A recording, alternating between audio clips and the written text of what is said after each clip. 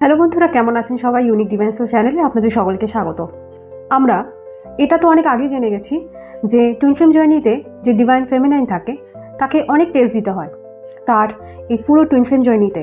কিন্তু ডিএফকে যেমন অনেকগুলো টেস্টকে পার করে তবে ইউনিয়নের দিকে যাত্রা করতে হয়, ঠিক তেমনই কি ডিএমকেও তার এই পুরো জার্নিতে টেস্ট দিতে হয়। তো বন্ধুরা, হ্যাঁ, তাকে অবশ্যই দিতে হয়, কিন্তু একটু আলাদা থাকে এই পদ্ধতিটা। কিছু আলাদা আলাদা টেস্ট থাকে যেগুলো ডিভাইন ফেমিনাইনের থেকে একটু আলাদা হয়। আজকে সেই বিষয়ে আমরা জানবো বিস্তারিতভাবে। ডিএফ যে থাকে, ডিভাইন ফেমিনাইন থাকে টুইন ফ্লেম জার্নিতে। ডিভাইন ফেমিনাইনের এখানে যে টেস্টগুলো হয় তাকে দিতে হয় নিজের ইনার হিলিংয়ের ওপর টেস্ট, নিজের স্পিরিচুয়ালিটির ওপর টেস্ট। কারণ ডিভাইন ফেমিনাইন আমরা আগেই জেনেছি যে ডিভাইন ফেমিনাইন প্রচণ্ড পরিমাণে স্পিরিচুয়াল হয়। একটা ডিএফ স্পিরিচুয়াল পাথের দিকে হাঁটে এবং তার অ্যাওয়েকনিংও কিন্তু অনেক আগে হয়ে যায়। যদিও দুজনেরই অ্যাওয়েকনিং একসাথেই হয়, কারণ তারা দুজনেই টুইন সোল হয়, কিন্তু তাও একজন ডিভাইন ফেমিনাইনকে আগে কিন্তু ইনার ওয়ার্ক শুরু করতে হয় এবং অলমোস্ট বেশিরভাগ জার্নিটাই তাকে হিলিং কিন্তু একাই করতে হয়। আর এই দিকে যদি আমরা ডিএমের দিকে যাই, ডিএমের কথা বলি, তাহলে ডিএমকে ঠিক তার উল্টো দিকের অন্য অন্য টেস্টগুলো পাস করতে হয়, বা বলতে পারেন ডিএমকে তার ইগোকে ফেস করতে হয়, ডিএমকে তার ফিয়ারকে ফেস করতে হয়, ডিএমকে যে সোশ্যাল জাজমেন্ট আছে সেটাকে ফেস করতে হয়। তো প্রথম জানা যাক ইগো। দেখুন বন্ধুরা, আমরা যদি আমাদের চারপাশে যে ডিএম এনার্জিতে থাকা মানুষজনদের যদি দেখি, যেমন ধরুন আমাদের যে বাবা ফাদার ফিগার আছে, আমাদের যে ভাই বা দাদা আছে, তাদের যদি আমরা দেখি, তাদের দেখে আপনারা কি ফিল করেন? আগে তাদের ইমেজটা ভালো করে একটু ভেবে দেখুন। দেখবেন আপনারা তাদের মধ্যে আর কিছু না হোক প্রচণ্ড পরিমাণে ইগো কিন্তু দেখতে পাবেন। কারণ আমাদের যে সোসাইটি আছে তাদের ছোট থেকে এমনভাবে তৈরি করে, মেন্টালিভাবে প্রিপেয়ার করে যে তাদের ভেতরে এই জিনিসটা অটোমেটিক্যালি এসে যায় এবং তাদের এটা বোঝানো হয় তাদের এই যে সোসাইটি আছে সেটা একটা পুরুষ প্রধান সোসাইটি এবং এখানে তারা যেটা বলবে, তারা যেটা ঠিক করবে সেটাই ঠিক। এবং সেই কারণে ঠিক আমাদের ডিএমও একই বিহেভ করে, একই এনার্জি কিন্তু আপনাকে দেয়। আপনার ডিএম প্রচণ্ড পরিমাণে ইগোয়েস্টিক থাকে, সে নিজের ফিলিং আপনাকে বলতেই চায় না, আপনাকে বলতে পারে না, কারণ সে ছোট থেকে এটাই শিখেছে ছেলেরা একটু চাপা হয়। ছেলেরা, ম্যাসকুলাইনরা কখনো নিজের ফিলিংস খুলে মানুষের কাছে দেখায় না। তারা ভেতর থেকে যে কত ভেঙে আছে, ভেতর থেকে তাদের যে কত কষ্ট আছে, দুঃখ আছে, সেগুলো কাউকে দেখাতে নেই। সে ছোট থেকে এগুলোই শিখেছে। তাই জন্য আপনার ডিএমও কিন্তু আপনাকে তার ফিলিংসগুলো খুলে বলতে চায় না, সে কি ফিল করে। তো প্রথম তাকে যে টেস্টটা পাস করতে হবে সেটা হলো নিজের ইগোকে হিল করতে হবে। নিজের যে ইগোয়েস্টিক যে এনার্জি আছে, যে ইগোয়েস্টিক যে তার চরিত্র আছে, সেটাকে চেঞ্জ করতে হবে। নিজের ইগোকে হিল করে এটা ফেস করতে হবে সে শুধুমাত্র একজন পুরুষ বলে সে কখনোই নিজের ফিলিংস চাপতে পারে না। সে কখনো একটা পুরুষ বলে সে নিজের অধিকারগুলো, সে নিজের চাহিদাগুলো, নিজের কথাগুলো অন্যের ওপর চাপিয়ে দিতে পারে না। তাকে এইগুলো ফেস করতে হবে এবং অবশ্যই এটাকে হিল করতে হবে। তাকে মানতে হবে, তাকে এটা বিশ্বাস করতে হবে যে ঠিক তাকে ছাড়া যেমন আপনি অসম্পূর্ণ, আপনি ছাড়াও কিন্তু সে অসম্পূর্ণ। সেকেন্ড, সোসাইটির ফিয়ারকে তাকে কিন্তু হিল করতে হবে, বা বলতে পারেন এই সোসাইটির যে ফিয়ার রয়েছে বা তার নিজের যে ফিলিংসগুলো, সে ফিয়ারের কারণে আপনাকে এক্সপ্রেস করতে পারছে না। কেন? কারণ তার মনে হচ্ছে যে আপনার এবং তার এই যে একটা রিলেশন রয়েছে সেটা এই সোসাইটি মেনে নেবে না।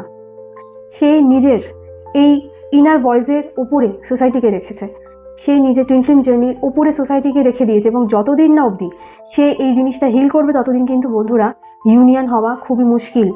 কারণ এই রিলেশনটার কোনো ফিউচারই থাকবে না।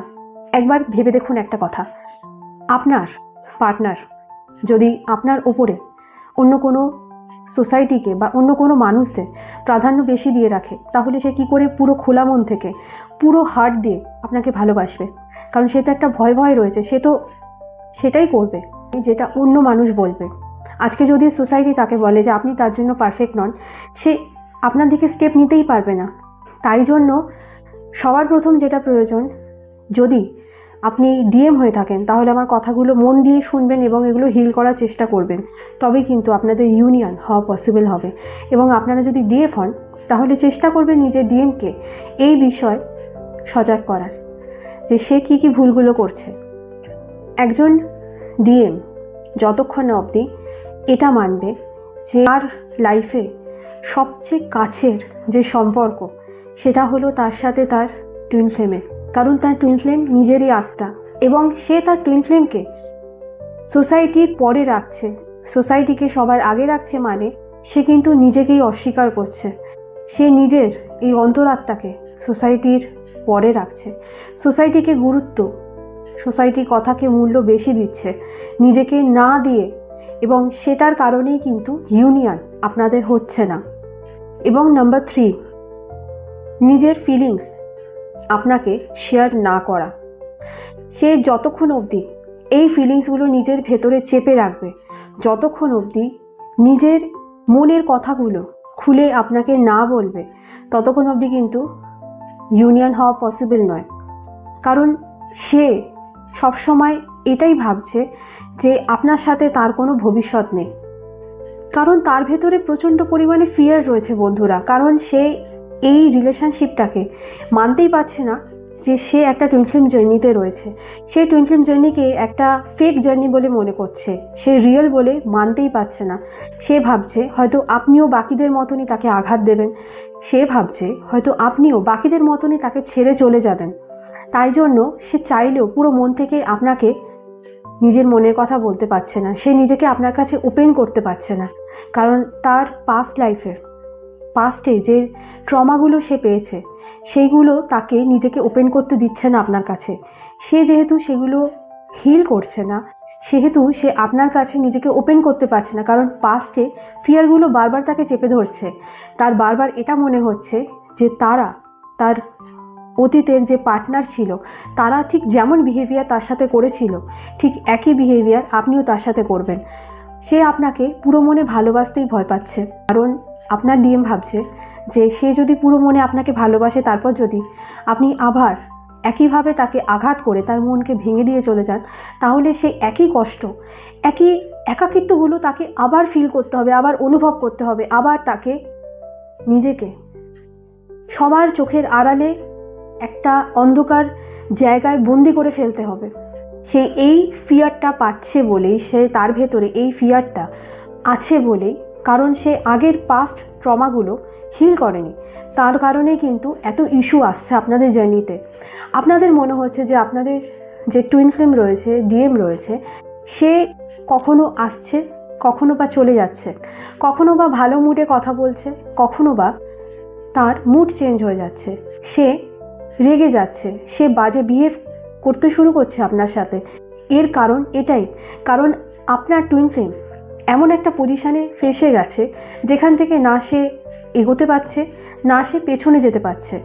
আপনার টুইন ফ্লেম যেহেতু আপনার থেকে আলাদা কোনোভাবেই হতে পারবে না, সেটা কোনোভাবেই সম্ভব না, তাই বারবার, কারণ অনেকেই কমেন্টে আমাকে এই জিনিসগুলো মেনশন করেন, তাই জন্যই সেই সব মানুষদের উদ্দেশ্যে আজকে আমার এই ভিডিওটা দেওয়া, যাতে তারা বুঝতে পারে যে কেন তাদের ডিএম এরকম একটা অদ্ভুত বিহেভিয়ার বারবার করে, বারবার সে আসেই বা কেন, এবং বারবার সেই অদ্ভুত বিহেভিয়ার করে বা অদ্ভুত এনার্জি তাদের সেন্ড করে কেন চলে যায়, তাদের কেন ব্লক করে দেয় বা নো কন্ট্যাক্ট সিচুয়েশানে তারা চলে যাচ্ছে।